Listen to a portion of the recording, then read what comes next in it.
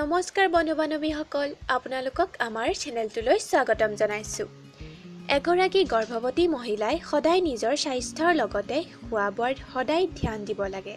কাৰণ মহিলাগৰাকীৰ খাদ্যৰ ওপৰত সন্তানটিৰ স্বাস্থ্য নিৰ্ভৰ কৰে।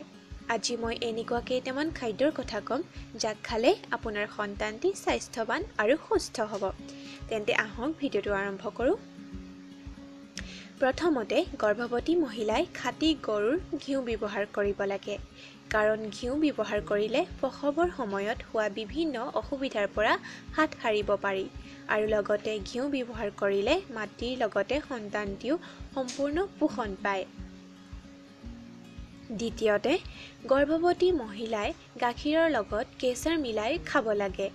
আগৰ ভিডিঅ'টোত মই উল্লেখ কৰিছোঁ যে কেশৰ দিয়া গাখীৰ খালে সন্তানটি বগা হোৱাত সহায় হয়, লগতে স্বাস্থ্যৱানো হয়। গতিকে পাৰিলে মাজে মাজে কেশৰৰ লগত গাখীৰ খাব। তৃতীয়তে, গৰ্ভৱতী মহিলাই কণী খাব লাগে। কণী খালে বিভিন্ন পোষণ যেনে ভিটামিন, মিনাৰেল, প্ৰটিন পোৱা যায়।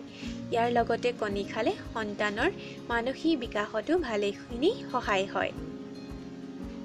গৰ্ভৱতী মহিলাই বাদাম খাব লাগে। বাদাম খালে বহুতো পোষণ পদাৰ্থ পোৱা যায়।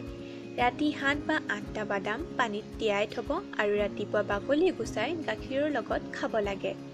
ডাক্তৰৰ মতে বাদাম খালে প্ৰটিন, ভিটামিন ই আৰু কেলচিয়াম পোৱা যায়, যাৰ ফলত সন্তানৰ মগজু আৰু নাৰ্ভাছ ছিষ্টেমটো বেছি সক্ৰিয় হয়। গৰ্ভৱতী মহিলাই নাৰিকল খাব লাগে। লগতে নাৰিকলৰ পানী খাব লাগে, যেতিয়া প্ৰয়োজনীয় ইলেক্ট্ৰলাইট পোৱা যায়। গৰ্ভৱতী মহিলাই আপেল খাব লাগে।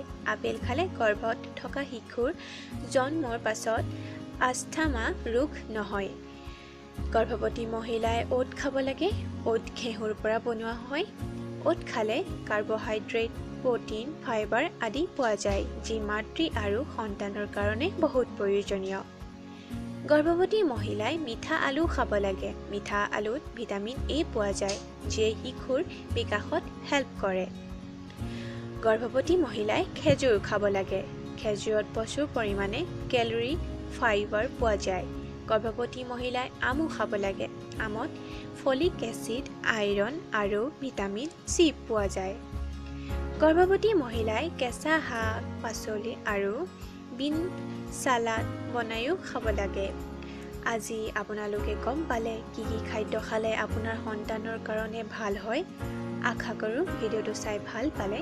যদিহে ভাল লাগিলে তেন্তে লাইক কৰিব, শ্বেয়াৰো কৰিব আৰু আমাৰ চেনেলটো ছাবস্ক্ৰাইব কৰিবলৈ নাপাহৰিব। নেক্সট ভিডিঅ'ত আপোনালোকক আকৌ লগ পাম। আজিলৈ বাই বাই।